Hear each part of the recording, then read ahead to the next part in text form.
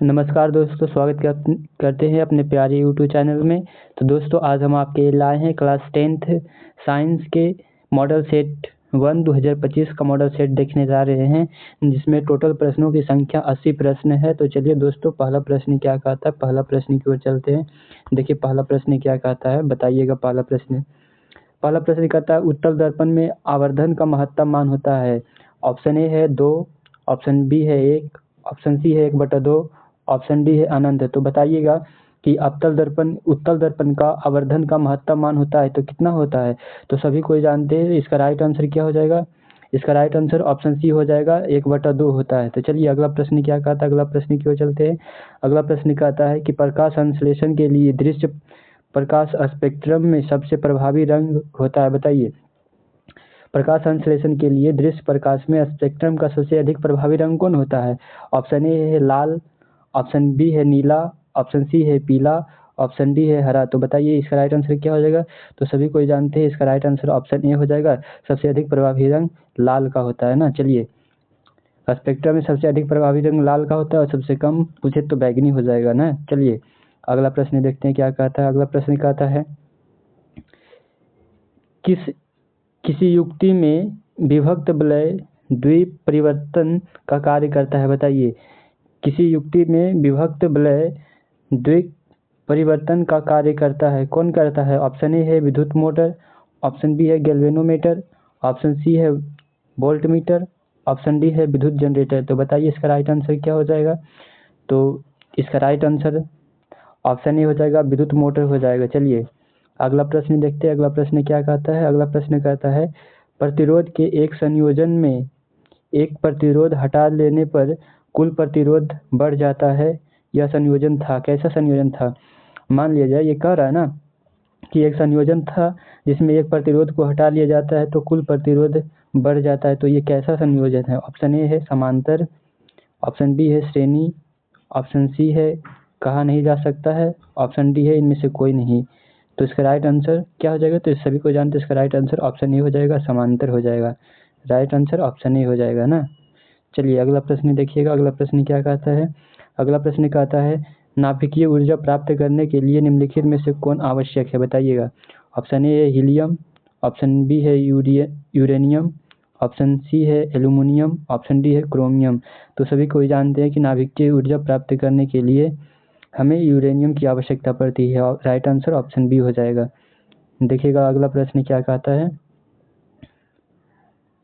अगला प्रश्न कहता है कि निम्नलिखित में से किस लेंस का देखिए, निम्नलिखित में से किस लेंस को अपसारी लेंस कहा जाता है। ऑप्शन ए है अवतल लेंस, ऑप्शन बी है उत्तल लेंस, ऑप्शन सी है ए और बी दोनों, ऑप्शन डी है बाइफोकल लेंस। तो बताइएगा कि अपसारी लेंस किसे कहा जाता है। तो अवतल लेंस को अपसारी लेंस कहा जाता है। राइट आंसर ऑप्शन ए हो जाएगा। और उत्तल लेंस अभी सारी पूछे, देखिए यहाँ पे बता देते, याद रखिएगा। अपसारी लेंस आपसे जैसे पूछे, अपसारी लेंस चल काहे नहीं रहा।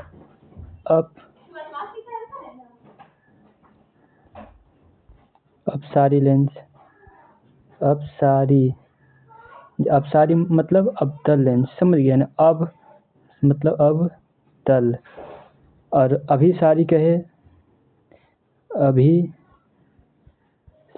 अभिसारी जिसे कहे तो उत्तल याद रखिएगा, समझ गया ना।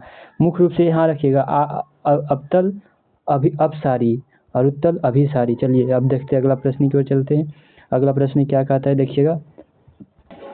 अगला प्रश्न कहता है, देखिए, एक प्रिज्म में कितने सतह से घिरा होता है। बताइए, एक प्रिज्म जो होता है कितने सतहों से घिरा होता है। ऑप्शन ए है 2, ऑप्शन बी है 3, ऑप्शन सी है 4, ऑप्शन डी है 5। तो बताइएगा कि एक प्रिज्म जो है कितना सतह से घिरा होता है। तो सभी कोई जानते हैं, एक प्रिज्म 5 सतहों से घिरा होता है।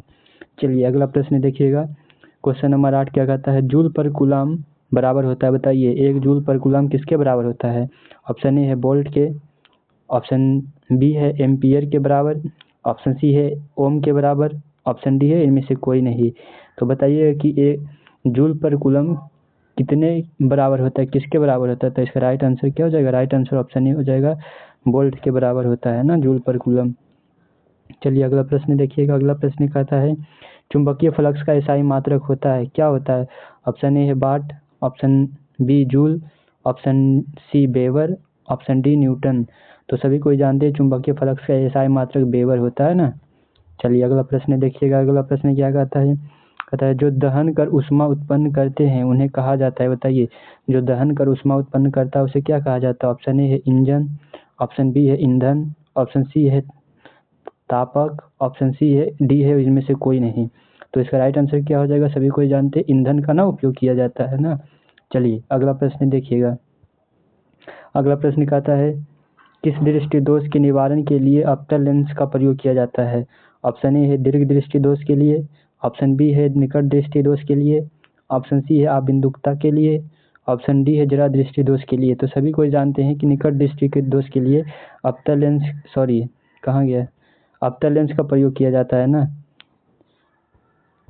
कहाँ गया अवतल लेंस, पूछ रहा है ना अवतल लेंस के लिए निकट दृष्टि। तो राइट आंसर ऑप्शन बी हो जाएगा, निकट दृष्टि के लिए अवतल लेंस और दूर दृष्टि के लिए क्या है? तो उत्तल लेंस। चलिए अगला प्रश्न देखिएगा। आइए गए देखिए, दूर दृष्टि दोष वाले चश्मे में होता है, बताइए दूर दृष्टि वाले चश्मे जो होता है ना उसमें क्या होता है, कौन सा लेंस लगा हुआ आता है? ऑप्शन ए है अवतल लेंस, ऑप्शन बी है उत्तल लेंस, ऑप्शन सी है बेलनाकार लेंस, ऑप्शन डी है समतल लेंस। तो इसका राइट आंसर क्या हो जाएगा? राइट आंसर ऑप्शन बी हो जाएगा उत्तल लेंस। समझिए ना, उत्तल लेंस दूर दृष्टि में उत्तल लेंस का प्रयोग किया जाता है। तो इस तरह से राइट आंसर ऑप्शन बी हो जाएगा। चलिए अगला प्रश्न देखिएगा। अगला प्रश्न क्या कहता है? अगला प्रश्न कहता है लघुपथ के समय परिपथ में विद्युत धारा का मान होता है, बताइए।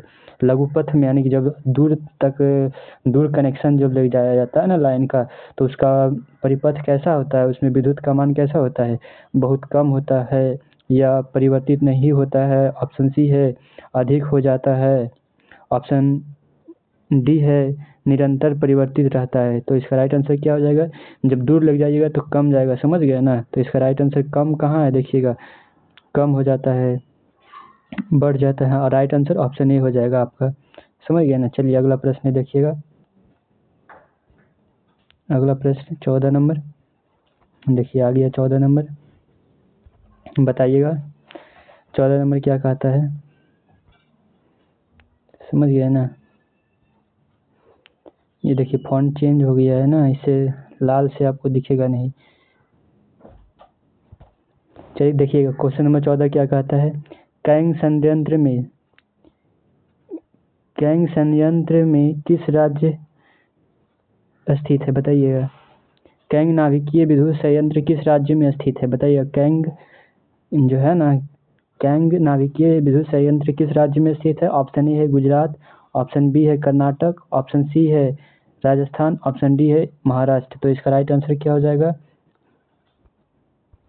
तो इसका राइट आंसर ऑप्शन बी हो जाएगा, कर्नाटक में स्थित है। समझ गए ना। इसका फॉन्ट कैसे गड़बड़ा गया, कैसे यार समझ में नहीं आ रहा है। अब सही हुआ है, देखो इसका हो जाएगा और इसको चेंज करेंगे तो पहला नंबर।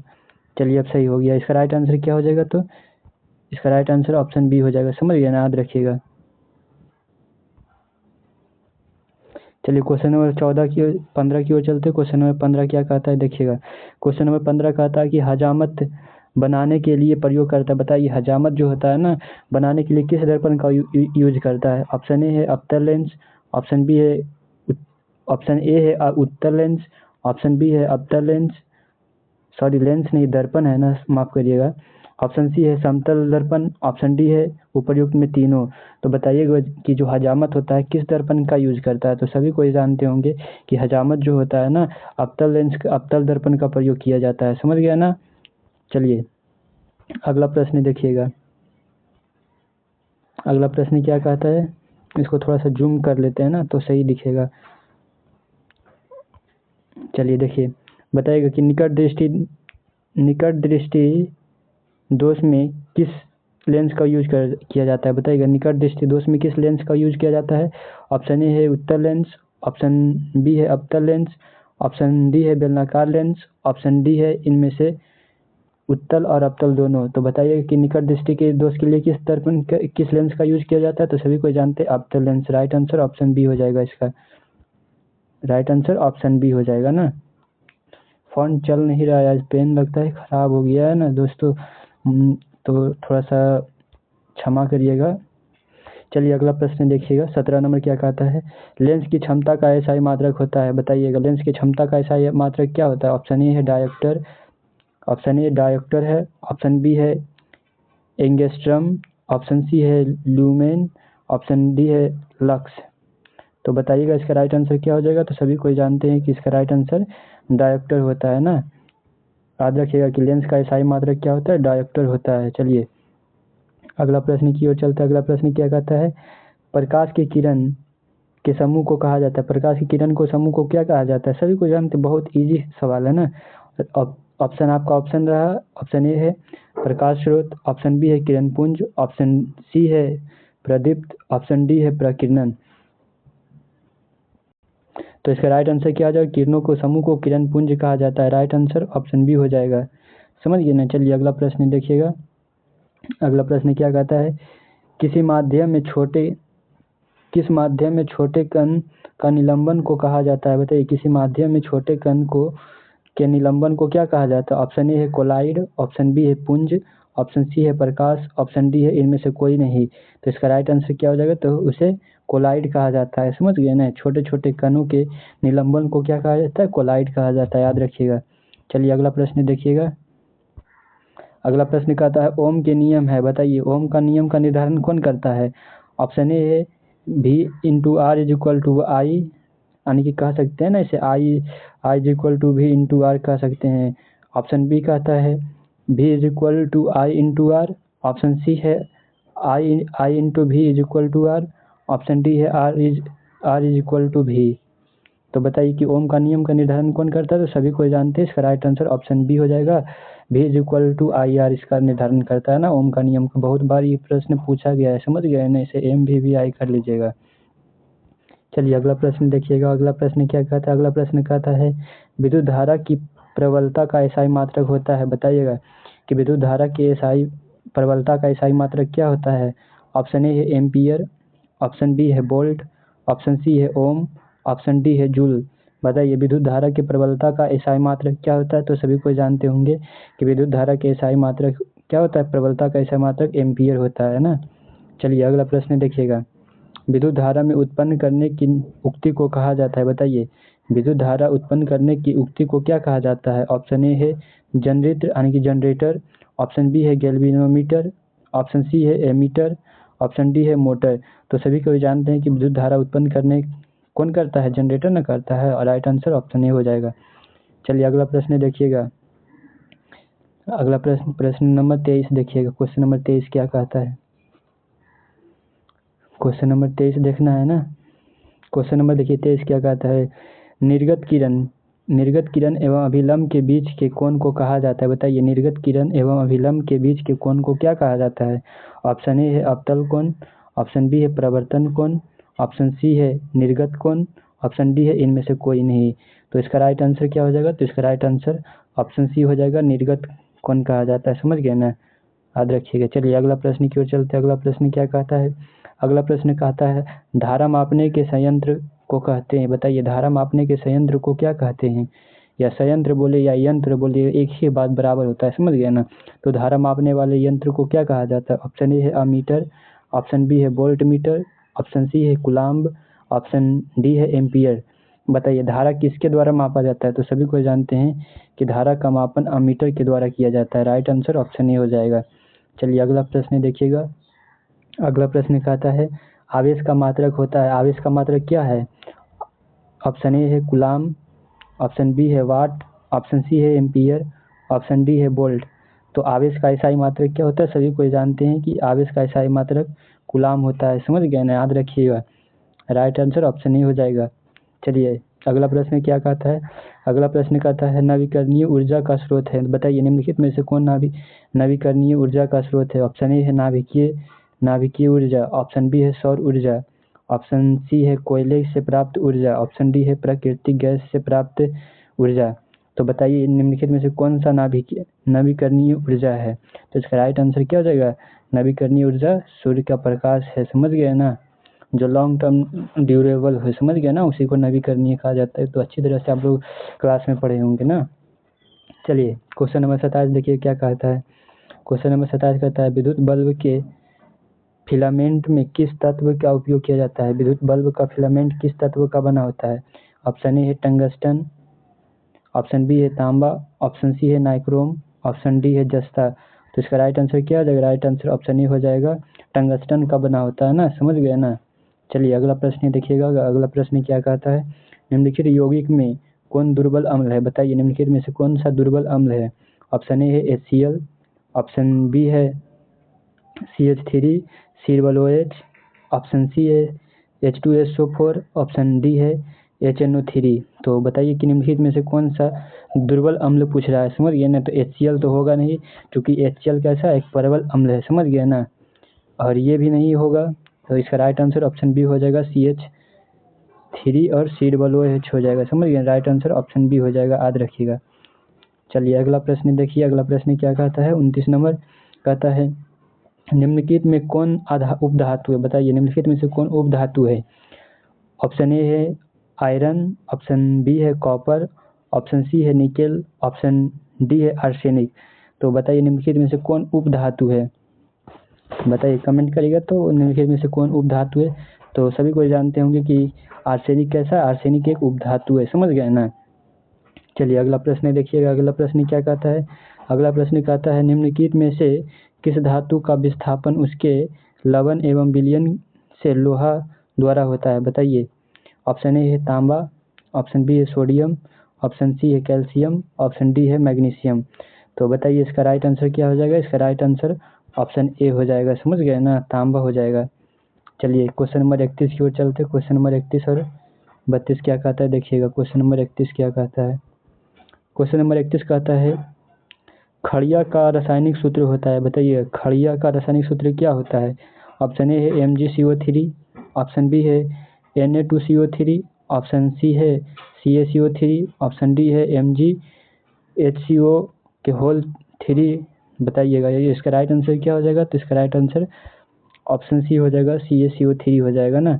चलिए देखिएगा एक 32 नंबर प्रश्न क्या कहता है। 32 नंबर कहता है वेल्डिंग में किस गैस का यूज किया जाता है। जब वेल्डिंग करता है ना लोहा, तो किस गैस का यूज किया जाता है। ऑप्शन ए है मीथेन, ऑप्शन ए है मीथेन, ऑप्शन बी है एथेन, ऑप्शन सी है एथेन और ऑप्शन डी है, देखिएगा ऑप्शन डी क्या कहता है। ऑप्शन डी है एथीन। बताइए इसका राइट आंसर क्या हो जाएगा। तो राइट आंसर ऑप्शन बी हो जाएगा इसका ना, एथेन हो जाएगा, क्योंकि यहाँ पे देखिए सही से चल नहीं रहा है ना, माफ़ करिएगा। चलिए क्वेश्चन नंबर 33 की ओर चलते हैं। राइट आंसर इसका एथेनाइन हो जाएगा, समझिए एथाइन। चलिए क्वेश्चन नंबर 33 की ओर चलते हैं। क्वेश्चन नंबर 33 को क्या कहता है देखिएगा। क्वेश्चन नंबर 33 अवक्षेपण अभिक्रिया से किस प्रकार का लवण प्राप्त होता है। बताइए अवक्षेपण अभिक्रिया से किस प्रकार का लवण प्राप्त होता है। ऑप्शन ए है विलेय, ऑप्शन बी है अविलेय, ऑप्शन बी सी है दोनों, ऑप्शन डी है इनमें से कोई नहीं। तो अवक्षेपण अभिक्रिया से किस प्रकार का लवण प्राप्त होता है, तो सभी कोई जानते हैं। इसका राइट आंसर क्या हो जाएगा।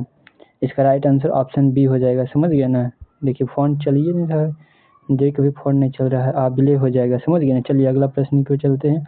अगला प्रश्न कहता है बेकिंग सोडा का रासायनिक नाम होता है। बताइए बेकिंग सोडा का रासायनिक नाम क्या होता है, सभी कोई जानते होंगे। ऑप्शन ए है सोडियम कार्बोनेट, ऑप्शन बी है sodium hydrogen carbonate, option C है कैल्शियम कार्बोनेट, ऑप्शन डी है कैल्शियम हाइड्रोजन कार्बोनेट। बताइए बेकिंग सोडा का रासायनिक नाम क्या है, तो सभी को जानते हैं, क्योंकि हम तो आंसर पहले ही बता दिए था ना। राइट आंसर ऑप्शन बी हो जाएगा, सोडियम हाइड्रोजन कार्बोनेट। चलिए अगला प्रश्न देखिएगा। अगला प्रश्न कहता है निम्न में कौन सा उत्पाद लेड नाइट्रेट को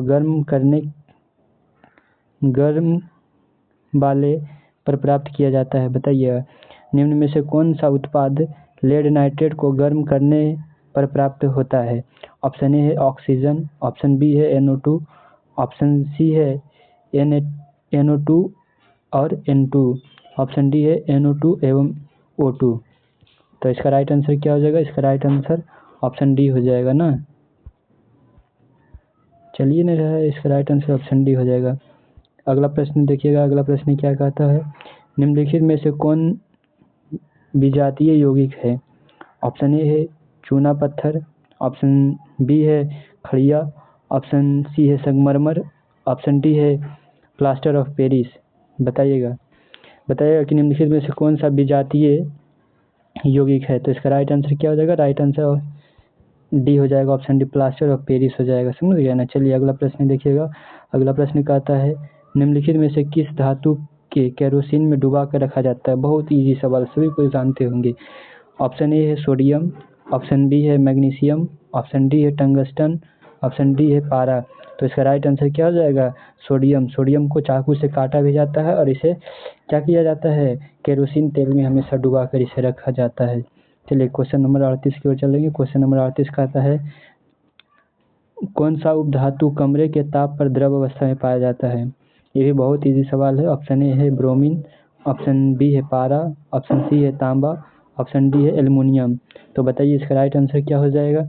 तो इसका राइट आंसर सभी को जानते हैं, राइट आंसर ऑप्शन ए हो जाएगा ब्रोमीन। ब्रोमीन कमरे के ताप पर द्रव अवस्था में पाया जाता है। अधातु का है और धातु का था तो पारा हो जाता है। समझ गया ना।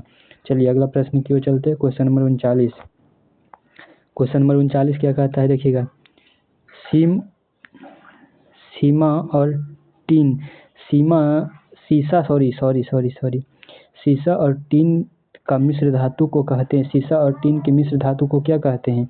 ऑप्शन ए है सोल्डर, ऑप्शन बी है स्टील, ऑप्शन सी है गन मेटल, ऑप्शन डी है उपधातु। तो इसका राइट आंसर क्या हो जाएगा 39 का? तो 39 का राइट आंसर ऑप्शन ए हो जाएगा। समझ गए ना। सोल्डर कहते हैं ना, सोल्डर कहते हैं सीसा और टीन का मिश्र धातु को क्या कहा जाता है? तो सोल्डर कहा जाता है। चलिए क्वेश्चन नंबर 40 की ओर देखेंगे। क्वेश्चन नंबर 40 कहता है ना, देखिएगा क्वेश्चन नंबर 40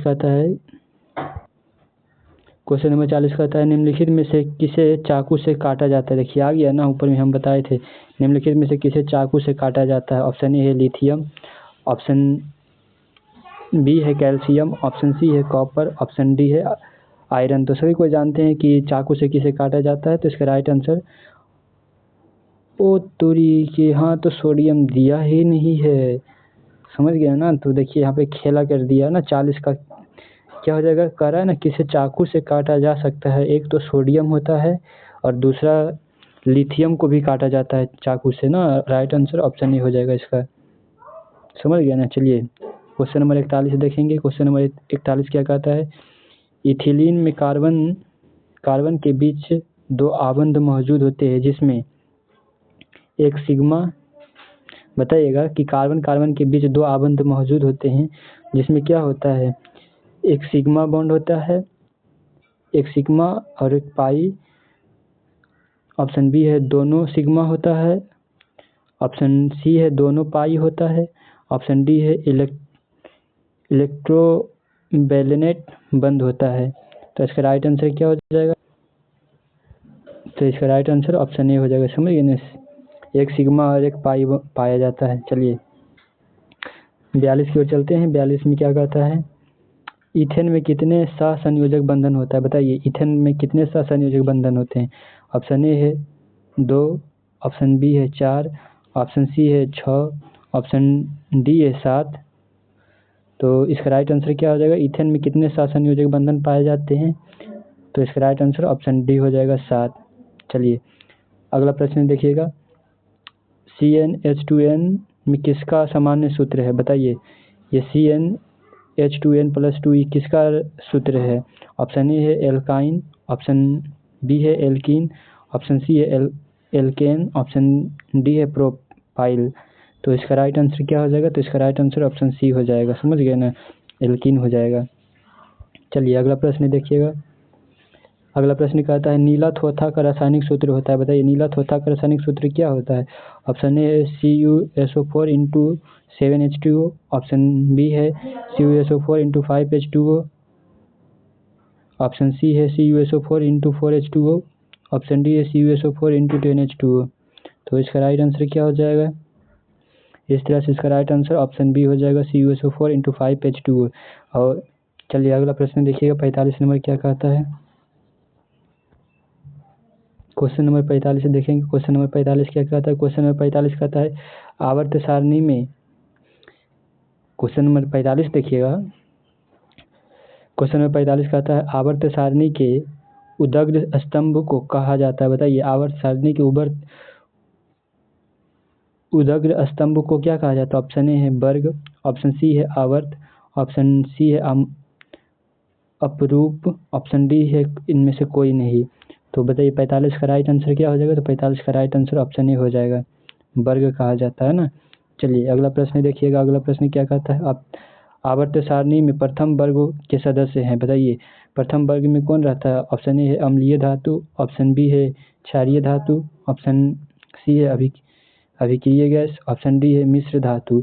तो 46 का राइट आंसर क्या हो जाएगा। तो 46 का राइट आंसर ऑप्शन बी हो जाएगा, क्षारीय धातु होता है ना। चलिए अगला प्रश्न देखिएगा। सोडियम कार्बोनेट का अणुसूत्र होता है। बताइए सोडियम कार्बोनेट का अणुसूत्र क्या होता है। ऑप्शन ए है Na2CO3, ऑप्शन बी है NaHCO3, ऑप्शन सी है Na2CO2, ऑप्शन डी है NaCl। सोडियम कार्बोनेट का रासायनिक अणुसूत्र क्या होता है। तो राइट आंसर ऑप्शन ए हो जाएगा, Na2CO3 होता है ना। चलिए क्वेश्चन नंबर 48 देखिएगा।